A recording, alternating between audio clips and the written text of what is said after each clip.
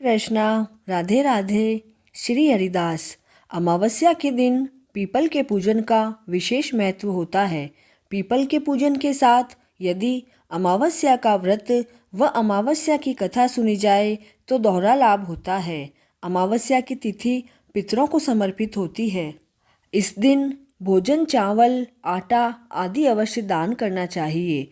गौ माता को चारा व गुड़ खिलाएं, पक्षियों को दाना डालें, चींटियों को चींटी चुगा दें और मान्यताओं के अनुसार ऐसा करने से पितरों का आशीर्वाद प्राप्त होता है। तो आइए श्रवण करते हैं अमावस्या की प्रचलित कथा का। प्राचीन समय की बात है।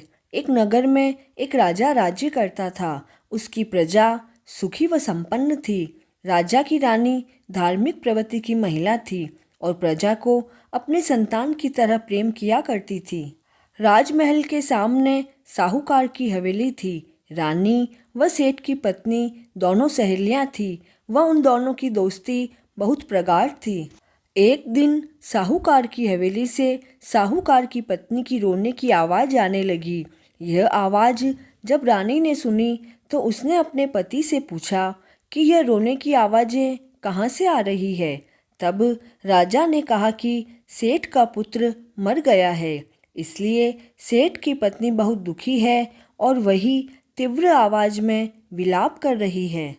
तब रानी बोली कि दुख क्या होता है। उसने राजा से कहा, महाराज समझाया जाए कि दुख क्या होता है। रानी फिर कहने लगी। राजा ने रानी से कहा कि जब तुम्हारा पुत्र मरेगा तब तुम्हें पता चलेगा कि दुख क्या होता है। तुम अपने पुत्र को मार दो, तब तुम्हें अवश्य ही पता लग जाएगा कि दुख क्या होता है। तब रानी ने बिना विचार किए अपने पुत्र को महल से नीचे धक्का दे दिया, किंतु भगवत कृपा से बेटा किसी ढेर पर जाकर गिर गया और उसे तो खरोंच भी नहीं आई। तब रानी अपने राजकुमार को देखने के लिए नीचे आ रही थी। तभी उसने देखा कि उसका पुत्र सामने से दौड़ा चला आ रहा है। यह देखकर राजा भी आश्चर्यचकित हो गया कि इतनी ऊंचाई से गिरने के बाद भी उसके बेटे को कुछ भी नहीं हुआ। रानी ने फिर राजा से पूछा कि महाराज दुख क्या होता है, बताओ। तब राजा बोले कि पड़ोसी राजा के सैनिक युद्ध कर रहे हैं और मैं भी युद्ध में अकेला ही लड़ने के लिए जाऊंगा, और जब मेरे मरने का समाचार सुनोगी तब तुम्हें दुख का पता अवश्य लग जाएगा। फिर राजा युद्ध के लिए प्रस्थान कर गया, किंतु भगवान व अमावस्या माता की कृपा से राजा लड़ाई जीतकर अपने राज्य में आ गया। अब तो राजा को भी आश्चर्य होने लगा कि किस कारण से रानी को मैं दुख का एहसास नहीं करवा पा रहा हूँ कि दुख क्या होता है। तब राजा ने रानी को बुलाकर कहा कि अब हम गंगा मैया की यात्रा करने के लिए जाएंगे, तुम तैयारी करो। राजा ने सोचा कि वहाँ जाकर मैं गंगा जी में कूद जाऊंगा, तब रानी को दुख का एहसास अवश्य होगा। रानी ने गंगा यात्रा की तैयारी कर ली और वे यात्रा के लिए रवाना हो गए। कैलाशपति ने सती से कहा कि आज मैं तुम्हें कलयुग में सुखी आत्मा के दर्शन करवाऊंगा। शिवजी ने बकरे का और पार्वती मैया ने बकरी का रूप धारण किया। वे दोनों एक जलाशय के पास घास चरने लगे। इतने में राजा रानी की सवारी वहां आई और रानी ने सुंदर छाया और जलाशय को देखा और कहा कि हम यहाँ ही जलपान व विश्राम करके आगे बढ़ेंगे। तब राजा रानी ने वहाँ जलपान किया और विश्राम किया।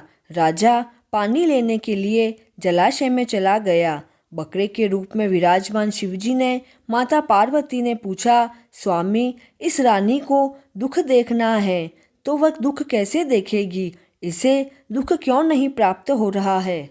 रानी ने बकरा बकरी को मनुष्यों के जैसे बोलते हुए सुना। उसने सुना कि शिवजी माता पार्वती से कह रहे हैं कि इसने पूर्व जन्म में अमावस्या का व्रत किया था, इसलिए इस जन्म में रानी बनी और सुख का आनंद ले रही है।